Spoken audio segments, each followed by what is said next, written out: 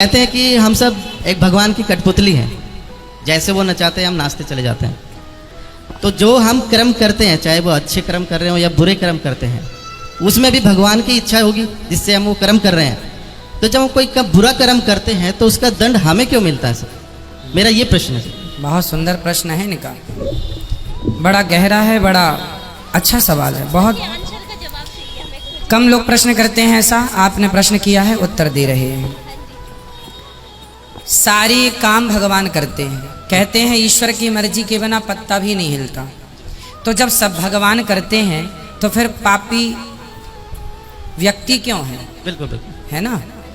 हमने चोरी की तो फिर हमने वो भी ईश्वर की मर्जी से की, क्योंकि सब ईश्वर की मर्जी से हो रहा है। ये सवाल है आपका। जी जी बिल्कुल।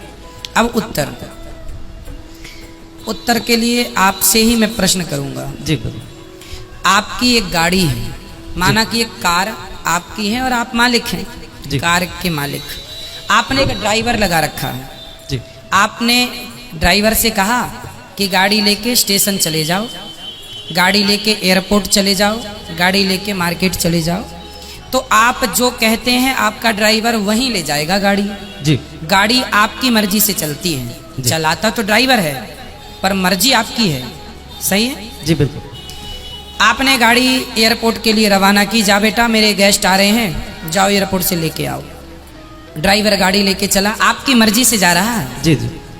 पर रास्ते में वो गाड़ी को किसी डिवाइडर से ठोक देता है, तो गाड़ी का एक्सीडेंट हो गया, गाड़ी का नुकसान हो गया, गाड़ी क्षतिग्रस्त हो गई। तो क्या ये आपकी मर्जी थी? जी नहीं। आपकी मर्जी थी कि गाड़ी एयरपोर्ट जाए, पर गाड़ी का एक्सीडेंट हो गया, गाड़ी गड्ढे में गिर गई। ये आपकी मर्जी नहीं थी, ये मर्जी नहीं थी, ये गलती थी। किसकी? आपकी नहीं, ड्राइवर की। हाँ या ना? जी। ड्राइवर के पास दोनों थे, एक्सीलेटर भी था और ब्रेक भी था। क्यों नहीं हिसाब से गाड़ी चलाया? क्यों डिवाइडर पर ठोक दिया? आपकी गाड़ी आपकी मर्जी से चलती है, पर जब उसका नुकसान होता है तो वो आपकी मर्जी नहीं होती है ना, वो लापरवाही होती है। उसी प्रकार ये संसार भगवान की ओर से चल रहा है, मालिक भगवान है, हम लोग केवल ड्राइवर हैं। हमारे पास ईश्वर ने विवेक दे रखा है। आपको पता है कि आपको गुलाब की सैया पर तो सोना है, आप कहीं गुलाब होंगे तो आप जाके उस गुलाब के ऊपर बैठ भी सकते हैं, खड़े भी, पर कांटों का ढेर होगा तो आप नहीं खड़े होंगे। आपको पता है कि ये गुलाब है, ये कांटा है, आपको समझ है कि सही है, ये गलत है। जब आपको समझ है तो आपने अपनी समझदारी से अपने मन को रोका क्यों नहीं गलत काम से? ईश्वर की मर्जी से संसार चल रहा है, आप और हम सबकी मर्जी में ईश्वर की मर्जी है। पर हम जो गलत निर्णय लेते हैं उसके लिए ईश्वर ने हमें स्वतंत्र, गाड़ी आपकी है, मालिक आप हैं, लेकिन ब्रेक एक्सीलेटर आपने ड्राइवर को सौंप रखा, भाई जहां जरूरत पड़े दबाते रहना। उसी प्रकार ईश्वर ने भी हमें बुद्धि देके स्वतंत्र कर दिया है कि जहां जरूरत पड़े वहां अपने हित में अहित में सोच लेना। आपको कहा जाए कुएं में गिर जाओ, आप नहीं गिरेंगे, आपको पता है ये गलत है। तो आपको स्वयं को ईश्वर ने इतनी पावर दे रखी है। मालिक तो आप हैं गाड़ी के, लेकिन कुछ पावर ड्राइवर के पास भी है ना, ब्रेक एक्सीलेटर। उसी प्रकार संसार ईश्वर का है, संसार ईश्वर की मर्जी से चलता है। पर जब आप गलत करते हैं तो वो ईश्वर की मर्जी नहीं होती, वो आपके मन की गलती होती है। आपने अपने मन को नियंत्रित क्यों नहीं किया? ड्राइवर ने गाड़ी को क्यों नहीं नियंत्रित किया? अब नुकसान हुआ है तो वो ड्राइवर को भी चोट लगेगी, मालिक को चोट नहीं लगेगी। भाई एक्सीडेंट हुआ है तो चोट, मालिक तो घर में बैठा है, मालिक तो परमात्मा है। अब तुम ही ड्राइवर हो तो तुम ही भोगो फिर।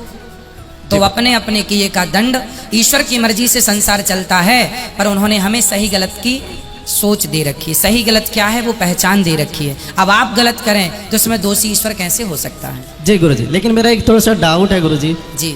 हमने रामायण सीरियल देखा है टीवी में, ठीक है। उसमें ये दिखाया गया था कि जब राम जी लंका को जीत लेते हैं और माता सीता जी जब अग्नि परीक्षा देती हैं, उसके बाद में राजा दशरथ जी आसमान में प्रकट होते हैं। बिल्कुल। और वो राम जी को बोलते हैं कि मुझे तुम पर बहुत गर्व है, मैं तुमसे बहुत खुश हूँ।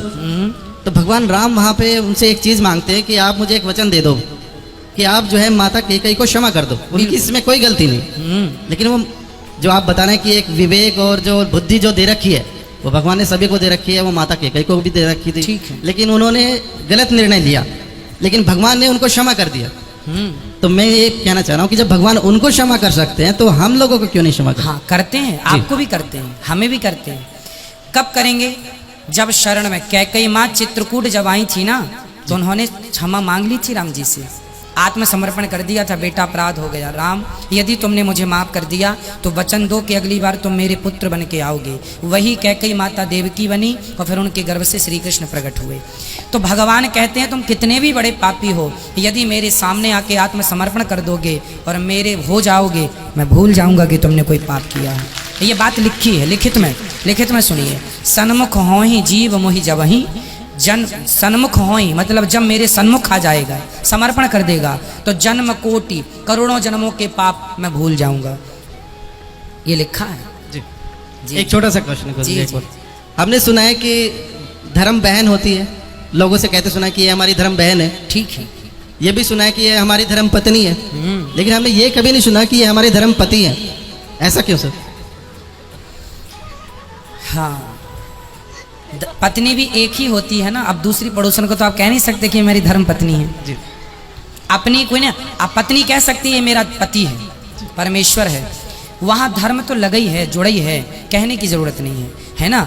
इसलिए पत्नी धर्म पत्नी है, धर्म की माँ बन जाती है, धर्म की बहन बन जाती है। जो बन जाती हैं वो बन जाते हैं। अब सबको आप कैसे अपना बना सकते हैं? बना सकते हैं, पर सबको धर्म पति कैसे बनेगा? कोई पति व्रता नारी है ना, एक पति के सिवा, एक पुरुष के सिवा पर आए इस पुरुष पर नजर जाएगी तो समाज उसे कुलटा कहेगा, चरित्रहीन कहेगा। शूर्पणखा गई थी तो उसकी नाक कान भंग हो गई। केवल ये धर्म नारी का नहीं है, पुरुष का भी है। नारी का धर्म है कि वो अपने पति को ही परमेश्वर माने, और पुरुष का धर्म है अपनी पत्नी के सिवा पराई नारी को माँ, बहन और बेटी के रूप में ही देखे। यहाँ वहाँ देखने की जरूरत नहीं है। ठीक है, धन्यवाद गुरु जी, बहुत बहुत धन्यवाद। खुश रहो, खुश रहो।